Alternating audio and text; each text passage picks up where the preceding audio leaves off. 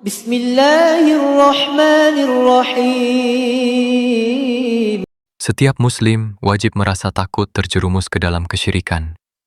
Jika Nabi Ibrahim alaihissalam, seorang nabi yang menghancurkan berhala, masih berdoa agar dijauhkan dari kesyirikan, maka bagaimana dengan kita? Ketahuilah, syirik adalah dosa terbesar yang bisa menghapus seluruh amal dan kewaspadaan darinya adalah bagian dari tauhid yang benar. Mari kita simak penjelasan Ustadz Sofyan Khalid berikut ini.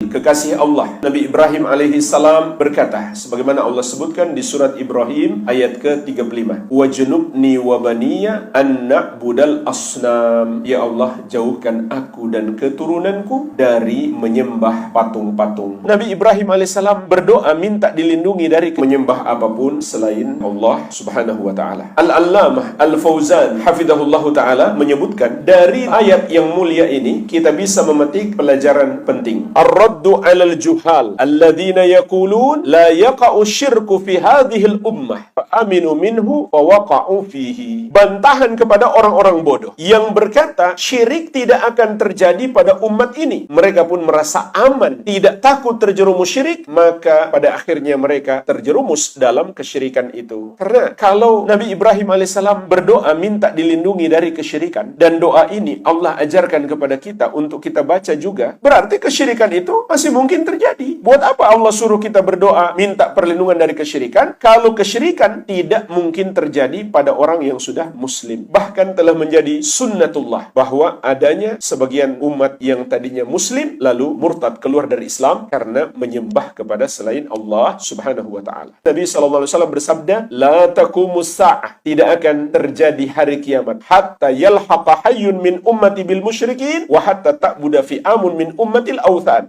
sampai ada segolongan umatku yang bergabung dengan orang-orang musyrik dan ada sekelompok umatku yang menyembah berhala. Artinya mereka tadinya muslim kemudian murtad. Dan orang yang berkata seperti ini juga karena dia tidak paham hakikat syirik. Kesyirikan betapa banyak masih dilakukan oleh sebagian orang yang mengaku muslim hari ini. Belum lagi yang nggak mengaku muslim, lebih banyak lagi. Yang mengaku muslim saja masih cukup banyak yang melakukan dosa syirik, seperti berdoa kepada selain Allah, menyembelih untuk sesajen, untuk persembahan kepada selain Allah, percaya kepada para dukun, percaya jimat, percaya kepada adanya hari baik, hari buruk, angka keberuntungan, angka sial, percaya di gunung tertentu, di pantai tertentu ada penunggunya, dialah penguasa di situ, dia maha mampu menunaikan hajat, dia maha kuasa menimpakan mudarat, dan masih banyak lagi keyakinan-keyakinan syirik. Yang melakukan itu umumnya mengaku sebagai muslim. Jadi orang yang tadinya muslim masih bisa terjerumus dalam dosa syirik, sehingga kita wajib selalu waspada. Karena Nabi Ibrahim alaihissalam saja yang merupakan imamul hunafa, pemimpinnya orang-orang yang bertauhid, dan beliaulah yang menghancurkan patung-patung dengan tangannya sendiri, namun masih merasa takut dirinya terjerumus dalam kesyirikan. Maka bagaimana lagi dengan selain beliau? Kalau seorang nabi saja takut, bagaimana mungkin kita tidak takut? Sehingga tabi'in yang mulia Imam Ibrahim At-Taimi rahimahullah ta'ala mengatakan, man ya'manul bala ba'da Ibrahim. Siapa lagi yang bisa merasa aman, tidak takut terjerumus dalam syirik? Kalau Ibrahim saja takut terjerumus syirik. Tapi memang ada orang-orang yang seakan dia tidak khawatir terjerumus syirik. Maka tidak diragukan lagi dia adalah orang yang tertipu oleh setan. Jangankan orang biasa, orang yang sudah bergelar ustadz, kiai, aktivis dakwah, dia tidak merasa takut terjerumus syirik. Sehingga dakwahnya juga tidak mengingatkan manusia bahaya dosa syirik. Bahkan dia pun tidak tahu hakikat syirik itu seperti apa. Itulah kalau berdakwah tapi tidak mengikuti jalan para nabi dan rasul alaihi wassalatu wassalam. Jadi jemaah sekalian, wajib kita merasa takut terjerumus syirik. Ini adalah amalan yang wajib kita munculkan karena Allah mempertakuti kita agar kita takut. Sekarang pertanyaannya jemaah sekalian, apa buktinya kalau kita sudah amalkan kewajiban takut kepada syirik? Buktinya adalah kita lebih semangat belajar tauhid. Kalau kita sudah tahu bahaya dosa syirik, lalu kita santai-santai saja, nggak berusaha belajar tauhid, berarti menunjukkan kita belum paham apa yang kita takuti ini. Kalau kita benar-benar takut, kita berusaha selamatkan dari apa yang kita takuti. Bagaimana caranya selamat kalau kita nggak belajar? Dengan belajar tauhid, maka itu adalah sebuah usaha untuk menjaga akidah kita jangan sampai terjerumus dalam dosa syirik.